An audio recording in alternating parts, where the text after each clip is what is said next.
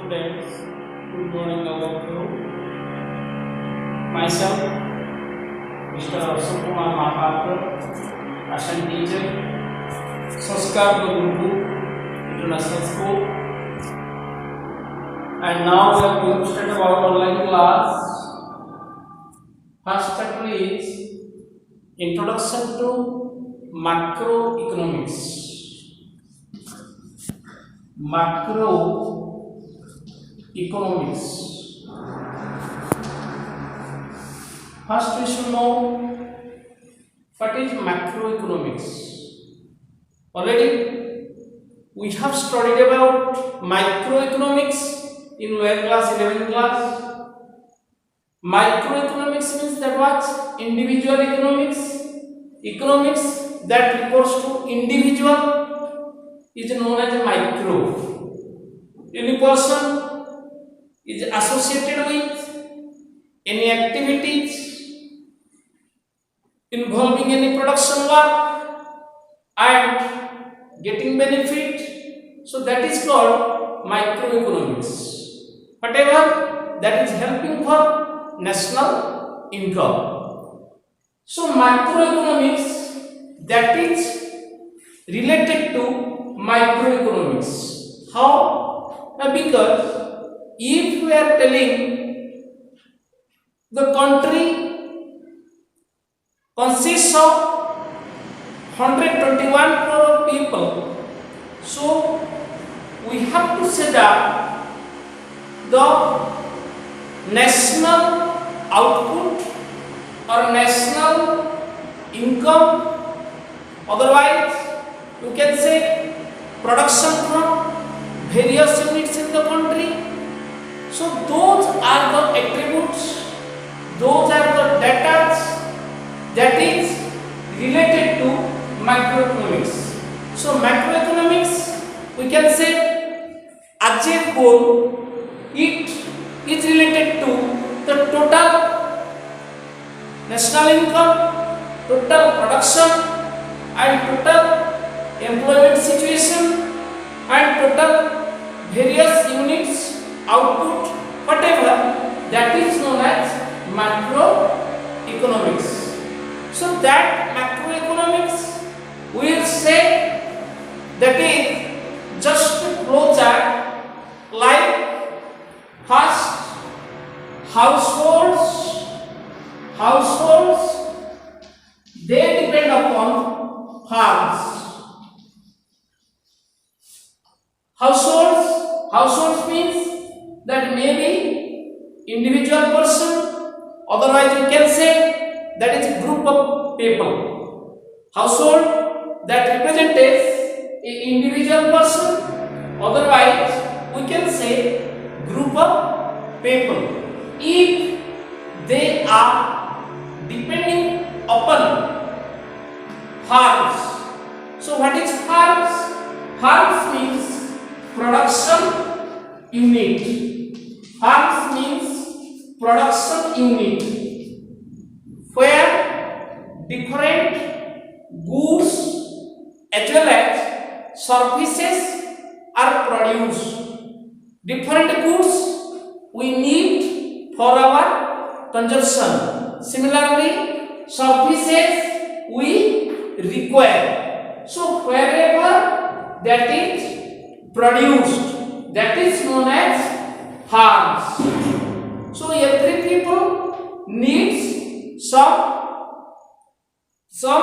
products, you can say some necessity materials in order to fulfill his demand. So therefore we will say that is one person, otherwise a group of person, that belongs to households. So those households generally depends on farms. It means whatever the units that will be produced in the farms, that will go to households. Otherwise you can say households purchase the goods from the farms.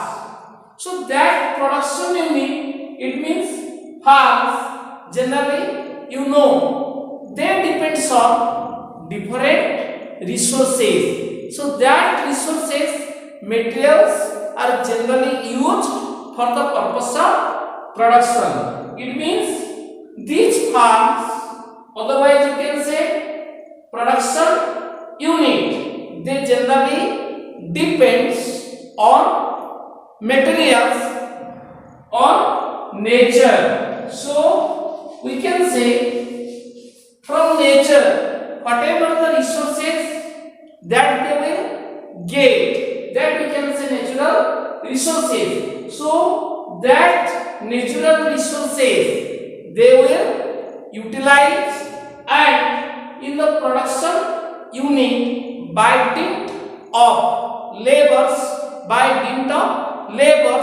they will produce the materials which will be required for households. Similar way, in the production unit, those laborers generally get the employment. They take the wages or the salary from the production unit. So we can say macroeconomics already is a very long process. As a whole, it is already related to households, farms means production units, and also we'll say production units, how many laborers are working in India. Already we can say there are 3 sectors where production work is going on. One is primary sector, another is secondary sector, and next one is tertiary sector. So primary sector, already we have the idea, if any person is associated, or we can say any person is indulged with the activity depending on nature, that is called primary activity. Suppose we are collecting fruits from the forest, so that is primary work, otherwise we can say primary sector. Similar way, suppose anyone is cultivating, any person is associated with cultivation work, so that is depends on nature, so that is say primary sector. And whenever the materials that will be collected from the primary sector and it requires some process, in order to utilize, for an example rice, otherwise you can say any vegetable oil, so that requires certain industry, that requires certain machineries, so that will belongs to secondary field, that is a secondary sector. Similar way, third one is tertiary sector. Already we can say all over the country this tertiary sector having the more importance. Why? Because predominantly, mainly they manage, they are helping, they help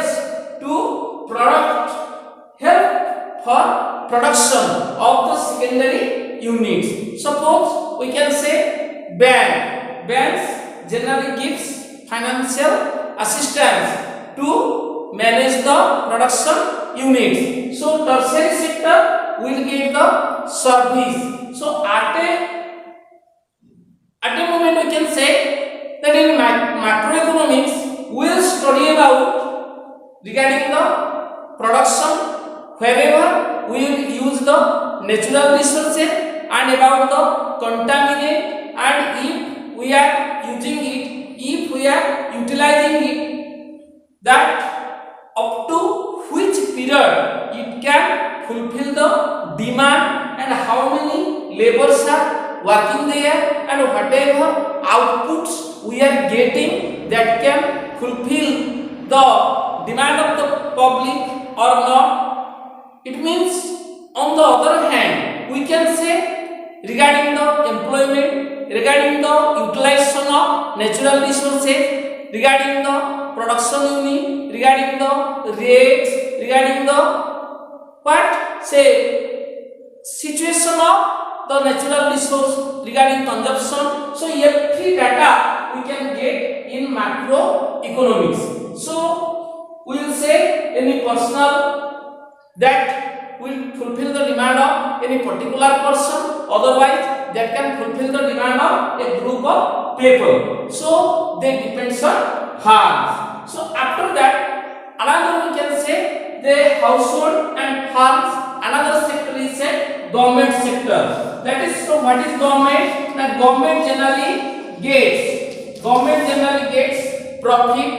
from these production units from the farm. So that government generally gives importance towards the welfare, towards the economic development of the country. So that we can say government. So government, whatever gain or profit from the farms, whatever he get, that is generally utilized for the purpose of the public, how the country will be benefited. So already you can say that macroeconomics first gives importance to households, which is related to farms or production unit, and after that from the production unit government gets the profit, otherwise loss, whatever. And after that we will decide another sector, that is called external sector. So what is external sector? External sector means we can say besides these, it means households, farms as well as government. Another sector is that is called external sector. That external sector generally gives importance, that is called what? That is called imports and exports. Imports and exports. So what is imports? Generally every country requires certain materials. That materials perhaps may not available in their country. Therefore what happens? Generally they takes it from the other country. So that is called imports. So that imports also belongs to macroeconomics. Why? Because we can say what much material is already imported from another country in order to fulfill the demand of the people. In order to fulfill the demand of the people, what type of material we are importing and in which quantity, and also what much amount we have to pay and we are suffering or not. So that things also we have to discuss in macroeconomics. So that is called imports. Similarly, another term we are also using export. Export means what? After the use, the surplus product, the extra product that we are not using because already we are fulfilling our demand. So what we will do? Ultimately, that extra products, that surplus products, we will try to export. We will try to involve in business. It means to sell to other countries of the world in order to make our financial position strong. So which is known as export. So that is import and export, both are a very major activity of the country because that directly affects to the economic development of a country. So all the things we discussed, it means from the using of natural resources as raw materials and giving importance towards production, and after that employment, how what much people are already get employment, what much people are not employed, and after that whatever the production we are getting in primary sector, otherwise secondary sector, otherwise in tertiary sector, that is sufficient to us or not, and after that whatever the extra products we are involved in export activity or not, and if anything is already shortage and we need that material, we are importing or not, these all the things are belongs to macroeconomics as a whole. So it is very important in order to count a basic parameter of our country. So dear children, this is about introduction of macroeconomics. So next class we will discuss about national income. So for this class the question is, what is the importance of macroeconomics? What is the importance of macroeconomics? That you have to write. Any doubt if arises, you may contact in my mobile number 8982408504. Thank you all.